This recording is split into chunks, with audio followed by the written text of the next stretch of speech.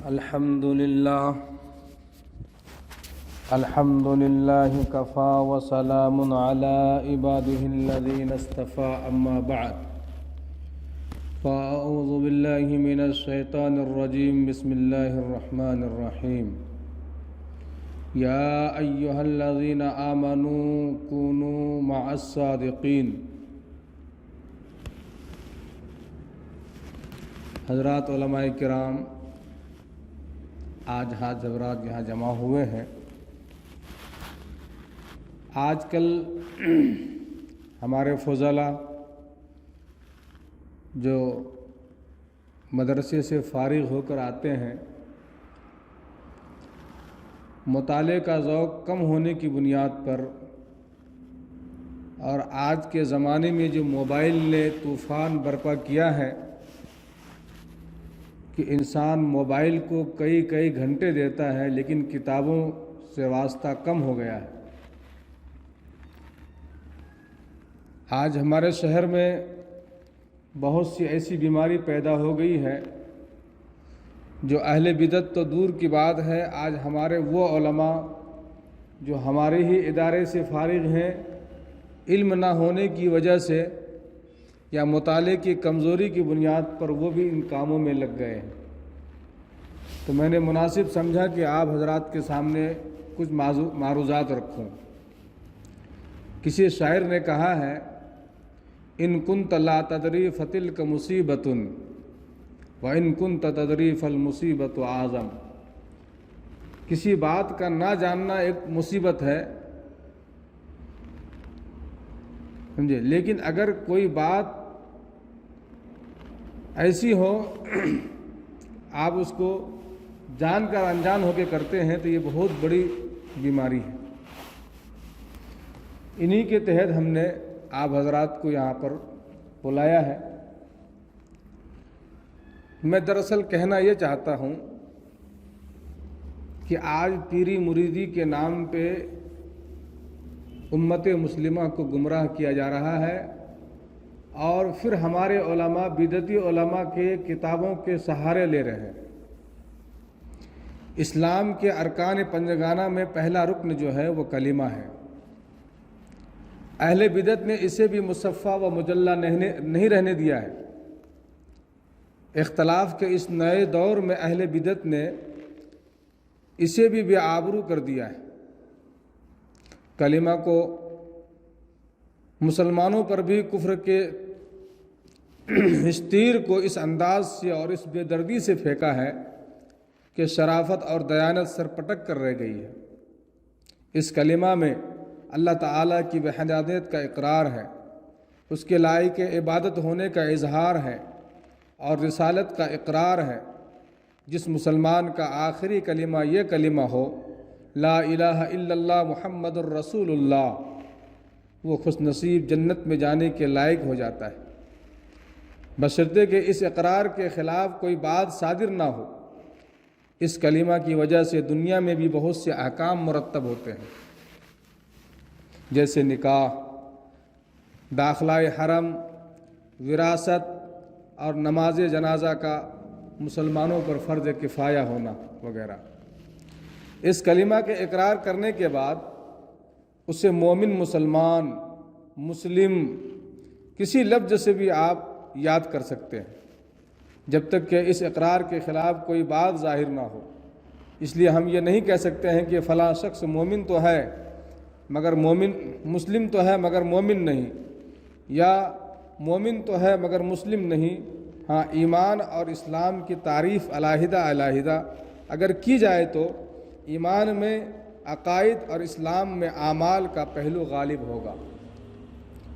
عربی میں جس طرح سبحان اللہ کہنے کو ہم تسبیح کہتے ہیں اور لا الہ الا اللہ محمد الرسول اللہ پڑھنے کو ہم تحلیل کہتے ہیں اور اللہ اکبر کہنے کو تکبیر کہتے ہیں، تکبیر ہو یا تحلیل ہو یا تکبیر ہو، یہ سب اذکار ہیں، اعمال ہیں۔ کلمہ میں اقرار ہے، صرف ایک معبود کی شہادت ہے، ایک رسول اللہ صلی اللہ علیہ وسلم کی رسالت کا اقرار ہے، اس میں کسی تیسرے شہادت کا ذکر نہیں ہے۔ نہ اصول کی روشنی میں ہمیں کسی اور شہادت کی ضرورت ہے۔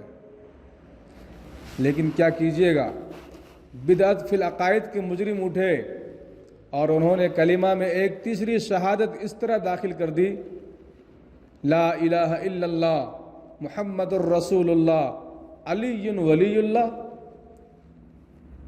ہماری آذان میں بھی دو شہادتیں ہیں، اشہد ان لا الہ الا اللہ، اشہد ان محمد الرسول اللہ۔ حضرت بلال کے آذان میں بھی یہی دو شہادتیں ہیں، لیکن عراق میں کچھ لوگ اٹھے اور انہوں نے ایک تیسری شہادت بھی آذان میں شامل کر دی، اشہد ان علی ولی اللہ کے نام سے۔ کلمہ ایک نہایت پاک کلمہ ہے، اس میں اپنے عقیدے کا اظہار ہے، ہم اسے کسی وقت بھی پڑھ سکتے ہیں۔ یہ افضل ترین ذکر ہے، افضل الذکر لا الہ الا اللہ محمد الرسول اللہ۔ کتاب و سنت میں اسے مطلق رکھا گیا ہے، اسے اپنی طرف سے کسی خاص وقت یا کسی خاص ہیئت کے ساتھ یا کسی دوسرے عمل کے ساتھ خاص کرنا، یہ دین میں ایک زیادتی ہے۔ سمجھ رہے ہیں مولانا؟ اس زیادتی کو بدعت کہتے ہیں۔ شرع کے احکام کے حدود و قیود بھی شرع سے ہی ملنی چاہیے۔ آپ حضرات میں سب سے بہت سے لوگ اصول و فقہ اور مفتیان کرام بھی ہیں، آپ میں بہت سے لوگ، مجھ سے زیادہ آپ لوگ اصول اور ضوابط سمجھتے ہوں گے کہ شرع کے احکام کے حدود و قیود بھی شرع ہی سے ملنے چاہیے۔ اس کے لیے علم اصول الفقہ بڑی معتبر کتاب ہے، ندوۃ العلماء کے نصاب میں یہ کتاب شامل ہے۔ اگر اس کو آپ پڑھیں گے تو بہت مزہ آئے گا آپ لوگوں کو، اور بہت ساری باتیں آپ کو ازبر ہوں گی۔ وہ باتیں جو آپ نے درسگاہوں میں پڑھی ہیں وہ باتیں آپ کو دوبارہ یاد ہو جائیں گی۔ ہم سمجھے؟ تو میں یہ کہہ رہا تھا کہ شرع کی حدود و قیود بھی شرع سے ملنی چاہیے، ہمیں اپنی طرف سے کسی مطلق کو مقید کرنے کا حق نہیں ہے۔ کلمہ پڑھنے کو چند اوقات خاص کر لینا، اس پر شرعی دلیل درکار ہے۔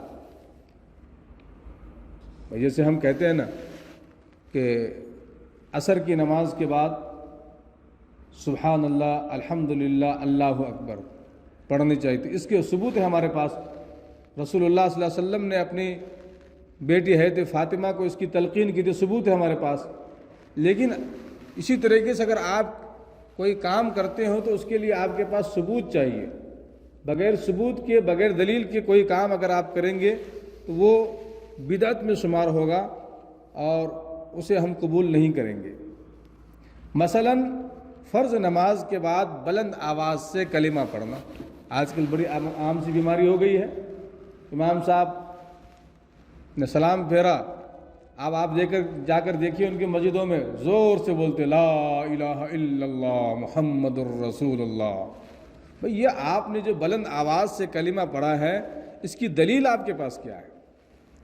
جنازے کے ساتھ بلند آواز سے کلمہ پڑھنا، ابھی آپ دیکھیے دیہاتوں میں جا کر کے دیکھیے ان بدعتی علماء کیا کرتے ہیں، یہ مرثیہ پڑھتے ہیں، اور آج کل انہوں نے ایک درود تاج بھی پڑھنا شروع کیا ہے، بلند آواز سے پڑھتے ہیں۔ غسل کے بعد کلمہ پڑھنا۔ جب ان بریلوی علماء سے ہم یہ پوچھتے ہیں کہ ان تخصیصات پر آپ دلیل پیش کریے، آپ ابھی پاکستان سے بھی بہت سارے وہ کیا نام ہے الیاس، انہوں نے ان کی مدنی چینل ہے ان کا، الیاس اتاری صاحب، ان کے یہاں بھی آپ جائیے گا تو یہی مسئلہ آپ کو ملے گا، اور ان سے آپ سوال کیجئے تو وہ یہ جواب دیتے ہیں کہ اس میں منع کہاں ہے۔ میں ایک جگہ گیا اور ایک بریلوی عالم مجھے مل گئے اور بڑے کر و فر کے ساتھ تقریر کر رہے تھے۔ میں نے ان سے کہا کہ حضرت آپ جو ان تخصیصات پر عمل کر رہے ہیں ان تخصیصات پر دلیل پیش کیجئے۔ وہ صاحب کہنے لگے کہ وہ اباحت عام ہے، کتاب و سنت میں ہمیں کہیں اس سے منع نہیں کیا گیا ہے، بس یہ کہہ دیا انہوں نے، اور وہ نہیں جانتے کہ اس استدلال سے وہ اہل سنت والجماعت سے نکل کر معتزلہ کے جماعت میں جا ملے۔ یہ جو اباحت عام کا عقیدہ ہے اہل سنت والجماعت کا نہیں ہے۔ آپ شرح الفقہ الاکبر پڑھیے یا آپ شرح العقائد پڑھیے، وہاں یہ بحث معتزلہ کی معتزلہ کو معتزلہ کیوں کہا جاتا ہے، وہاں آپ پڑھیں گے تو آپ کو یہ تمام باتیں اچھی طریقے سے سمجھ میں آئیں گی، اور آپ نے سمجھا بھی ہوگا، ہم سے اچھے اساتذہ سے آپ نے پڑھے ہوں گے۔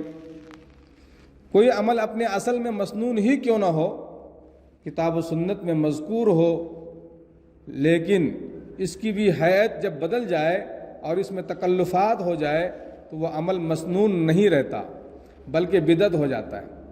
جیسا کہ قاعدہ ہے کہ بعض مسنون چیزیں حالت اضطرار و انضمام میں غیر مشروع ہو جاتی ہیں۔ اب ان بیچارے مولویوں کو کون سمجھائے جسے اصول عقائد اور اصول فقہ وغیرہ سے دور کا بھی واسطہ نہ ہو، اگر ان کو بتاؤ تو یہ جھگڑے پر اتر آتے ہیں، اور ایسے لوگوں سے جھگڑا کون کرے گا؟ تو میں آپ حضرات کو بتانا چاہتا ہوں، دراصل ہمیں آگاہ ہونا ہے، ان کے سامنے کیا دلائل پیش کرنے ہیں، کس انداز میں پیش کرنے ہیں، یہ میں آپ حضرات کو بتانا چاہ رہا ہوں کہ حضرت صلی اللہ علیہ وسلم کو جب کشفاً یہ معلوم ہوا کہ حضرت جعفر بن ابی طالب رضی اللہ تعالی عنہ غزوہ مؤتہ میں شہید ہو گئے، تو آپ صلی اللہ علیہ وسلم نے اپنے گھر والوں سے کہا کہ جعفر کے گھر والوں کے لیے کھانا تیار کرو۔ وہ ایسے حال میں ہے کہ ان کے اندر کھانا پکانے کی ہمت نہیں ہے۔ اب ظاہر ہے کہ اہل میت کے یہاں ایسے حال میں کھانا پہنچانا مسنون عمل ہے، لیکن لوگوں نے جب اس سنت کو بھی فخر و مباحات اور دکھلاوے میں ڈال لیا اور لوگ اس کو بطور دعوت کھانے لگے، نہ گھر والوں کی تخصیص رہی، نہ احساس ضرورت باقی رہا، تو پھر علماء امت نے اس عمل کو مسنون کہنے کے بجائے بدعت کا نام دیا۔ اس سے پتہ چلا کہ بدعت کسی نئی چیز کو ذاتاً پیدا کرنے کا نام نہیں ہے۔ جو چیز ذاتاً پہلے سے موجود ہو اسے وصفاً نئی حیت دینا، کسی وقت کو مخصوص کرنا، یا اس عمل کے درجہ کو اٹھا کر مباح سے واجب تک لے جانا، یہ اوصاف عمل بھی اسے مندوب اور سنت سے نکال کر بدعت کے دائرے میں لا کر کھڑا کر دیتا ہے۔ ان آل جعفر قد شغلوہ بشأن میتہم فاصنعوا، یہ ابن ماجہ کی اور دیگر کتابوں میں یہ روایت آپ کو مل جائے گی۔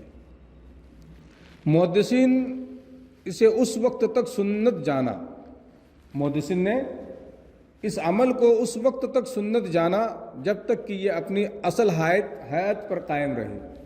جب لوگ اپنے رواج میں اسے ایک نئی حیت پر لے آئے، محدثین نے اسے بدعت کہا، یہ عمل اب وصفاً ایک نئی حیت میں آ گیا ہے۔ امام ابن ماجہ رحمۃ اللہ علیہ نے اپنے ابن ماجہ میں اس روایت کو نقل کرنے کے بعد ذکر کرتے ہیں، قال عبداللہ فما زالت سنت حتی کان حدیثا فترک، یعنی یہ عمل برابر سنت سمجھا جاتا رہا یہاں تک کہ یہ ایک نئی شکل میں آ گیا، پس یہ ترک کر دیا گیا۔ اس سے یہ بات کھل کر سامنے آ گئی کہ بدعت یہی نہیں ہے کہ دین میں کوئی نیا عمل لایا جائے، پہلے سے جو عمل دین میں موجود تھا اسے بھی اگر وصفاً نئی صورت دی جائے تو وہ عمل اپنی اصل کے بنا پر باقی نہ رکھا جائے گا، اسے بدعت کہہ دیا جائے گا۔ محدثین کا یہ قاعدہ اپنی طرف سے گھڑا ہوا نہیں ہے، بلکہ یہی سوچ صحابہ کرام رضوان اللہ تعالی علیہم اجمعین کی بھی تھی۔ اور آپ کو یہ بتا دوں کہ لوگ کلمہ کا نام لے کر کے لوگوں کو کیسے گمراہ کرتے ہیں۔ کلمہ کے ارد گرد کن راہوں سے بدعات کے کانٹے بچھائے گئے ہیں، ان میں یہ چند اعمال بطور نمونہ ہے آپ کے سامنے رکھتا ہوں۔ آپ کا بھی کہیں کسی ایسے پیر سے یا ایسے بدعتی رہنما سے آپ کا سابقہ پڑ جائے تو آپ ان کے سامنے یہ بات رکھیے، وہ کیا کرتے ہیں، پیروں کے پیچھے مریدوں کا کلمہ پڑھتے ہوئے چلنا۔ جب ان کا پیر راستے میں چلتا ہے، ٹوپی، عمامہ، ہاتھ میں دستی، کندھے پہ رومال، اور چلنے کا ایک نیا انداز، آگے پیچھے ان کے مریدین ہوتے ہیں اور کلمہ زور سے پڑھتے ہوئے چلتے ہیں، کسی کا کیا مجال ہے کہ اس سے کوئی بات بھی پوچھ لے۔ فرض نماز کے بعد بلند آواز سے التزام الکلمہ پڑھنا، نکاح کے وقت دلہا اور دلہن کو کلمہ پڑھانا، جنازے کے پیچھے کلمے کا ورد کرنا، اپنی طرف توجہ دلانے کے لیے کلمہ کا استعمال کرنا، یہ کام کرتے ہیں ان کے پیر لوگ۔ اور کیا کہتے ہیں؟ ہم کلمہ پڑھ رہے ہیں۔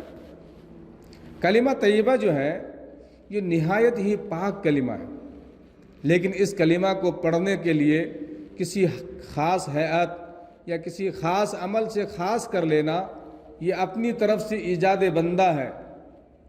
شرع کے احکام کے حدود و قیود بھی شرعی ہونے چاہیے، نہ کہ انسان ان اعمال میں کسی عمل کو اپنی مرضی سے کسی وقت کے ساتھ خاص کر لے۔ اب فلاں دن ذکر ہوگا اور پیر صاحب آ کر بیٹھ گئے، زور زور سے کلمہ پکار رہے ہیں، آزو باز ایسا پکار رہے ہیں جیسے پاگلوں کے جیسے۔ اب ان سے ثبوت پوچھیے تو وہ اباحت والی بات شروع کر دیتے ہیں یہ لوگ۔ اللہ تعالیٰ نے قرآن مجید میں سورہ بقرہ کے اندر اس کو وضاحت سے ذکر فرمایا ہے۔ کیا فرمایا ہے؟ نبذ فریق من الذین اوتوا الکتاب وراء ظہرہم کأنہم لا یعلمون واتبعوا ما تتلو الشیاطین علی ملک سلیمان، کہ اہل کتاب میں سے ایک فریق نے اللہ کی کتاب کو پیٹھ پیچھے رکھا، گویا کہ انہیں کچھ پتہ ہی نہ ہو، اور وہ کچھ سفلی کلمات کے پیچھے پڑ گئے۔ تو قرآن کریم میں جو مثالیں یہود و نصارہ کی دی گئی ہے، دراصل یہ مثال ہے، تمثیل ہے کہ جو چیزیں یہود و نصارہ کے اندر پیدا ہوئی ہے، النعل بالنعلین، وہ تمام چیزیں اس امت مسلمہ میں بھی پیدا ہونے والی ہیں۔ جیسے علماء وہاں پیدا ہوئے ویسے علماء یہاں بھی پیدا ہونے والے ہیں۔ جس طریقے سے وہ قوم گمراہ ہوئی ہے اسی طریقے سے یہ قوم بھی گمراہ ہونے والی ہے۔ اور آج کل پیر صاحب جب آتے ہیں گاڑی کے آگے پیچھے دائیں بائیں اور جلوس اور نعرے لگائے جاتے ہیں اور پتہ نہیں کیا کیا خرافات ہوتا ہے۔ دراصل ہمارے ملک میں یہ خرافات، یہ رسم و رواج سکھوں سے چلی آئی ہے کہ سکھ حضرات جب اپنی مذہبی گرنتھ صاحب کو ایک جگہ سے دوسری جگہ لے جاتے ہیں تو اس طرح کرتے ہیں کہ آگے آگے گرنتھ بردار چلتے ہیں اور ان کے پیچھے پیچھے ان کے سکھ لوگ شلوک پڑھتے ہوئے جاتے ہیں، جو آہستہ آہستہ ہمارے یہاں بھی انہوں نے شروع کر دیا ہے۔ اسی لیے اللہ کے نبی صلی اللہ علیہ وسلم نے فرمایا من تشبہ بقوم فہو منہم۔ یہودی ایک روزہ رکھتے تھے محرم میں، اللہ کے نبی صلی اللہ علیہ وسلم نے اس کی مخالفت میں 2 روزہ رکھنے کا حکم دیا۔ کفار و مشرکین سے مشابہت نہ ہو، یہود و نصارہ سے مشابہت نہ ہو، دیگر اقوام سے مشابہت نہ ہو، اس لیے کہ جب انسان دوسری قوم کی مشابہت اختیار کر لیتا ہے تو اس کے اندر پھر اسلام کی اہمیت کم ہو جاتی ہے، اسلام کی محبت اس کے اندر کم ہو جاتی ہے اور اسلام کو ایک رواج وہ سمجھنے لگتے ہیں، اسلام کے تعلق سے ان کے دل میں تخفیف پیدا ہو جاتی ہے۔ ابھی گزشتہ جمعہ حضرت مولانا خالد سیف اللہ دعوت برکاتہم کا ایک مضمون آیا ہے، اس مضمون کو پڑھیے آپ لوگ، کل کا مضمون ہے، پڑھنے کے بعد آپ کی آنکھیں کھل جائیں گی۔ اللہ تعالیٰ نے حضرت مولانا کو بڑی بصیرت سے نوازا ہے۔ اللہ تعالیٰ سے دعا کیجیے کہ اللہ تعالیٰ حضرت مولانا خالد سیف اللہ کی عمر میں برکت عطا فرمائے۔ وہ قوم کے ایک سرمایہ ہیں، ہمارے رہبر ہیں۔ حضرت مولانا ولی رحمۃ اللہ علیہ کے بعد اور حضرت مولانا رابع حسن ندوی صاحب برکاتہم تو بھی بہت ضعیف ہو گئے ہیں، اس وقت رہبری کرنے کے لیے اور سلگتے ہوئے مسائل پر انسانوں کی رہبری کرنے کے لیے مجھے نہیں لگتا ہے کہ ہمارے ملک میں ایسے لوگ بہت زیادہ ہوں، بہت چیدہ بہت کم لوگ ہیں ایسے جو ایسی نظر رکھتے ہیں، ایسی بصیرت رکھتے ہیں۔ یہ چند باتیں تھیں آپ حضرات کے سامنے، میں کوئی تقریر کرنے کے لیے نہیں بیٹھا اور میں سوچا ہوں کہ اس کو قسط وار چلاؤں، ہفتے چلاؤں۔ تو آپ حضرات آنے کی کوشش کریں گے تو انشاءاللہ العزیز یہ ایک جگہ پر نہیں ہوگا۔ آج اس مدرسے میں قائم ہوا ہے یہ مدرسہ عبداللہ ابن مسعود جو ہے، جو میں نے قائم کیا ہے، اس وقت بڑی قسم پرسی میں ہے، جسے آپ اپنی آنکھوں سے دیکھ رہے ہیں۔ اللہ سے دعا کیجیے کہ اللہ تعالیٰ عبداللہ ابن مسعود رضی اللہ تعالیٰ عنہ کے نام کی لاج رکھے اور اس ادارے کو تا حیات قائم اور دائم رکھے۔ میرے بعد بھی اللہ تعالیٰ اس ادارے کو چلاتے رہے۔ اللہ تعالیٰ میری نسل میں دین کو باقی رکھے، اور یہی چند باتیں آپ سے میں نے کہی ہے۔ اللہ تعالیٰ ہم سب کو کہنے سے زیادہ عمل کی توفیق عطا فرمائے۔ وآخر دعوانا ان الحمد للہ رب العالمین۔